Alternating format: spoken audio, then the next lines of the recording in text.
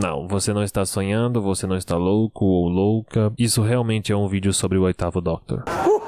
Depois de muito tempo, finalmente eu embarquei na jornada de ouvir os áudios da Big Finish e, como já declarei aqui no canal, eu sempre tive o desejo de me aprofundar no oitavo Doctor, pois, como vocês já sabem, no formato de televisão ele possui apenas 2 histórias, o filme e o mini episódio, então não dá pra você captar ou conhecer totalmente o Doctor do Paul McGann em um tiro bem curto. Pois bem, então, como vocês notaram no título e na thumbnail, eu estou aqui hoje para analisar a primeira temporada do oitavo Doctor da Main Range da Big Finish. Lembrando que tudo que for dito nesse vídeo é apenas a minha opinião em cima das experiências que tive com os áudios listados. Você tem total direito de discordar, como de concordar também, de boa, sem problema nenhum, fique à vontade. Bom, sem mais delongas, bora lá falar de cada áudio e do que eu achei. Começando então, vamos falar de Storm Warning. O primeiro áudio da temporada de estreia de Paul McGann na Main Range possui uma fórmula semelhante e muito usada no formato da série de televisão, que é utilizar um fato histórico para inserir elementos tradicionais de sci-fi, elementos que já são bem conhecidos aí pelos fãs de Doctor Who. Após um breve ataque de umas criaturas chamadas Vortisaurs, fazendo com que a TARDIS apresente alguns problemas, acidentalmente o oitavo Doctor acaba entrando a bordo do famoso dirigível chamado R101. Para aqueles que não sabem, esse foi o segundo dirigível da série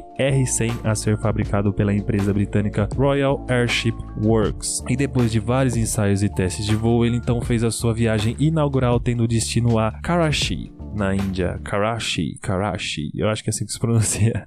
Infelizmente o R101 tombou, teve uma queda no dia 5 de outubro de 1930 em solo francês, matando 48 das 54 pessoas que estavam a bordo. Bem triste isso. Então, estando ciente de onde estava e do que iria acontecer com o dirigível, o Doctor acaba conhecendo uma jovem chamada Charlotte Pollard, mais conhecida como Charlie, E aqui está o ponto alto dessa história, na minha opinião. A interação, os diálogos, a dinâmica e a química entre os dois personagens foi o que eu achei de mais interessante nesse áudio. A cada cena, entre aspas, dos dois, eu ficava mais e mais envolvido. I'm the Doctor, by the way. Oh, I'm Charlotte Pollard. Charlie to my friends. Agora, juntos explorando o dirigível, os dois descobrem que por trás dessa viagem existe uma missão altamente secreta que envolve uma devolução de um passageiro alienígena à sua raça. Então é chegado um momento em que uma nave sobrevoa o dirigível para efetuar o resgate. E aqui é onde temos um ponto bem questionável nessa história, pelo menos na minha opinião, pois é gasto muito tempo entregando ao ouvinte várias e inúmeras informações bem detalhadas sobre os Triskelies, os alienígenas dessa história. Sim, é bem legal, é interessante saber o conceito criado em cima das criaturas. Isso também acaba preenchendo páginas de fandom, detalhando mais as informações sobre os Triskelies e tal. Mas ao ouvir a conclusão desse áudio, eu fiquei com uma grande sensação de que a história quis contextualizar demais algo que não seria tão necessário assim para o avanço do plot, e essa entrega de detalhes e mais detalhes acabaram não servindo para muita coisa, pois basicamente a conclusão se resume naquele famoso clichê onde sempre existe um cuzão que vai contra tudo e acaba estragando tudo, e a partir dele é criado um rápido conflito um pouco mal feito entre os humanos e os Triskelies, com direito a uma cena bem cringe mesmo, onde o Doctor aconselha que todos devem rugir para eliminar as criaturas. Juro, foi tipo isso aqui, ó. Me mostra do que você é capaz, me dá essa voz, me dá, deixa eu ouvir isso aqui, me dá essa voz.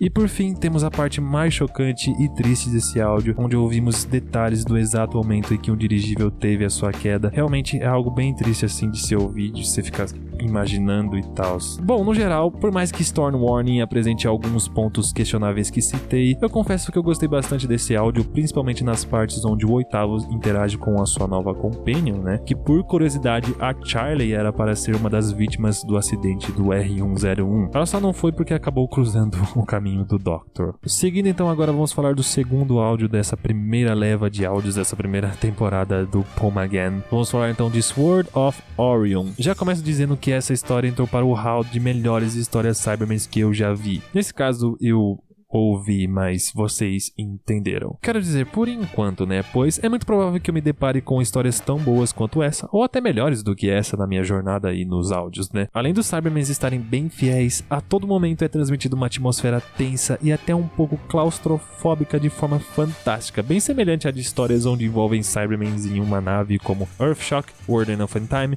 e Will in Space. Acho que vocês entenderam o que eu quis dizer. A trilha sonora e os efeitos sonoros te dão uma enorme sensação de estar acompanhando uma típica história Cybermen da série clássica. Sério, a todo momento eu fiquei imaginando o quanto daria super certo se essa história fosse transportada para os moldes do formato de série de TV, né? Seria sensacional. Se em Stormward envolvia um fato histórico, em Sword of Orion temos um evento canônico, pois dessa vez o Doctor e a Charlie cruzam seus caminhos com a chamada Guerra de Orion. É uma guerra mais conhecida pelos exploradores do universo expandidos de Doctor Who. Os dois viajantes acabam em uma nave chamada Silverjack, o responsável por recolher detritos. Lá eles se deparam com uma tripulação de humanos que estão envolvidos com essa guerra contra os androides de Orion. A bordo da nave, os personagens enfrentam uma situação pesadíssima que envolve uma execução sumária dos Cybermen aos tripulantes. E falando em personagens, todos eles estão muito bem inseridos e possuindo um propósito, um papel importante na história, menos a Charlie. Eu achei que ela ficou totalmente jogada para escanteio e só fez algo notável nos minutos finais do áudio. E de resto ela só acompanhou os outros personagens e ficou perguntando coisas. E claro, nos deparamos com momentos fantásticos do oitavo Doctor que com toda a sua calmaria a todo momento demonstra estar sob controle total da situação. A parte que ele bate de frente com os Cybermen pela primeira vez é de arrepiar, cara, na moral. E por fim, aquela típica conclusão onde não temos um final feliz. Todo mundo morre. Menos o Doctor e a Charlie, é claro. Mas a morte mais impactante foi a da Diva, que na minha opinião é a melhor personagem secundária desse áudio, que além de se sacrificar dando seu suplemento de vida para a Charlie, também é revelado que além dela ser uma androide de Orion, ela também era uma agente dupla, que estava tanto a serviço dos androides quanto a serviço da Terra. Meu Deus, essa história é muito boa, deu até vontade de ouvir de novo, cara. Na moral. Eu não sei, eu acho que eu posso mudar de ideia futuramente ouvindo outros áudios, mas pra mim Sword of Orion se equipara a grandes histórias Cybermen como Earthshock, The Invasion, Tomb of the Cybermen, Warden of Time e entre outras histórias. Seguindo então, agora vamos falar do terceiro áudio dessa primeira temporada, que é o The Storms of Venice. Depois de um contratempo pesado com os Cybermen, o Doctor e a Charlie decidem fazer uma pausa merecida tendo Veneza como seu próximo destino, mais especificadamente no ano de 2294. Os viajantes se deparam com a cidade em uma situação decadente, onde vive em um cenário prestes a ruínas, com o volume de seus rios cada vez mais alto. Junto a isso, um boato de uma maldição feita por uma suposta falecida ganha mais força e assombra os moradores. Em sua grande parte, essa história se divide em dois. A primeira divisão vemos o Conde Orsino, um dos personagens do áudio, ambicioso para desvendar o mistério por trás do desaparecimento do cadáver de sua falecida esposa chamada Stella. Pelo que eu me lembro, o motivo dessa maldição foi o fato dele ter traído ela, dele ter atraído, né? Já a segunda divisão vemos um culto bastante suspeito alegando estar com o cadáver. Por mais que essa história seja muito detalhada e até mesmo rica em variedades, na minha opinião, o problema maior está na forma de como ela caminha e desenvolve ao decorrer do tempo. Ouvindo o áudio, você percebe nitidamente um foco maior em contextualizar os diálogos e as discussões feitas entre os personagens. Sim, não há de negar que elas são bem escritas e bem construídas, mas essas ótimas construções acabam gerando grandes expectativas, te fazendo esperar com que o plot te leve a algo de fato empolgante, algo mais envolvente, emocionante, assim te criando uma fácil impressão que essa história não sai do lugar, não te leva a lugar nenhum. Eis que na transição da parte 3 e 4 um conflito se inicia depois de umas criaturas anfíbias despertarem dos rios. Então novamente temos a criação de uma nova grande impressão de que esse conflito será um ponto determinante para a entrega de algo realmente envolvente, mas o que era para ser o ápice acaba ficando no mais do mesmo, tendo uma conclusão bem fraca e nada empolgante. Basicamente é revelado que a esposa do Conde sempre esteve viva, ela corresponde a uma personagem que aparece inúmeras vezes na história chamada Lavish, eu acho que é assim que se pronuncia, acho que posso estar errado, Lavish, e pelo menos pra mim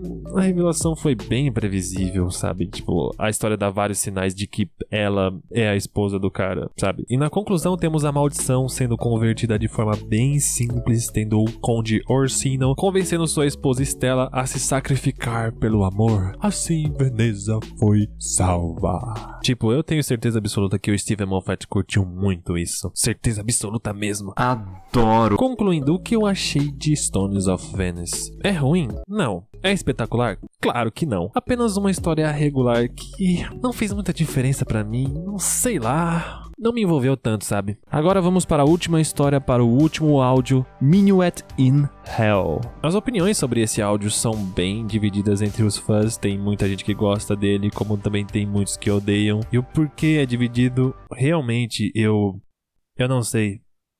Realmente eu não sei. Se você gosta dessa história, tudo bem, tá? Eu respeito a sua opinião, cada um tem seus gostos, mas pessoalmente Minuet in Hell entrou na minha lista de histórias mais esquecíveis que eu presenciei em Doctor Who. O áudio aposta em uma mescla de sci-fi com um tema e elementos ocultistas, tendo algumas coisas satânicas, uns rituais, várias coisas bizarras e até mesmo sexualização, como temos uma cena, entre aspas, que a Charlie é apalpada na bunda por um dos personagens. Isso fica até deselegante para dizer num vídeo. Bem esquecível e totalmente desnecessário isso. E o pior é que isso tudo é entregue de forma bem superficial e altamente forçada. O tempo todo o áudio fica querendo te provar que é das trevas, com efeitos sonoros bem fraquinhos, um vilão bem... que basicamente apenas engrossaram o tom da voz do narrador num programa ou um software de áudio e já era. Tipo, é um negócio assim meio que...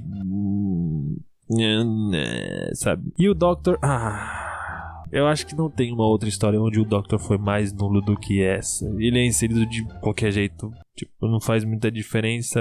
É inserido bem... de forma bem mesmo no plot. Por que tu fala isso, cara? Nem mesmo o fato do retorno do Brigadeiro acabar salvando uma pequena porcentagem dessa história. Eu terminei de ouvir Minuet in Hell sem saber muito bem o que estava acontecendo, de tão confusa e bizarra que essa história é. Aliás, falando a verdade, eu nem quero saber de forma clara o que está acontecendo.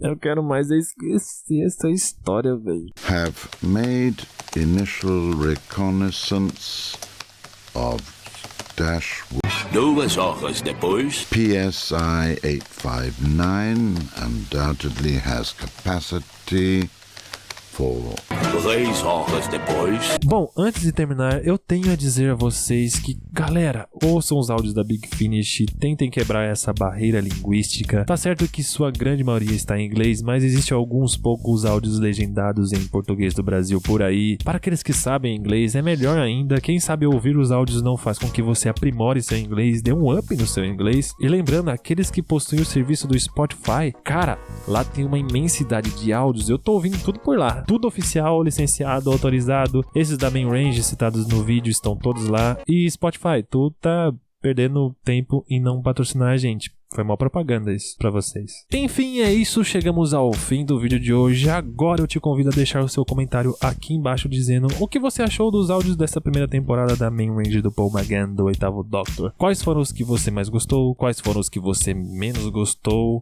E por favor, eu peço para que vocês não soltem spoilers do que vem a seguir nos áudios do 8º. É isso. Se você gostou, por favor, cara, deixe o seu like aí que me ajuda muito. Se inscreva no canal, aperta nesse botão vermelho aí, se inscreve e ative o sininho para receber notificações de vídeos novos. É isso aí, pessoal, eu vou indo nessa. Falou, oi!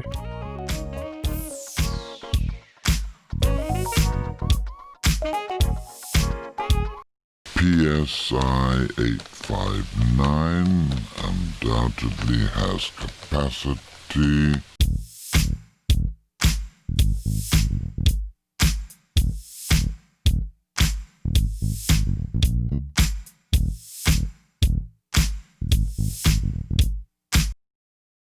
designer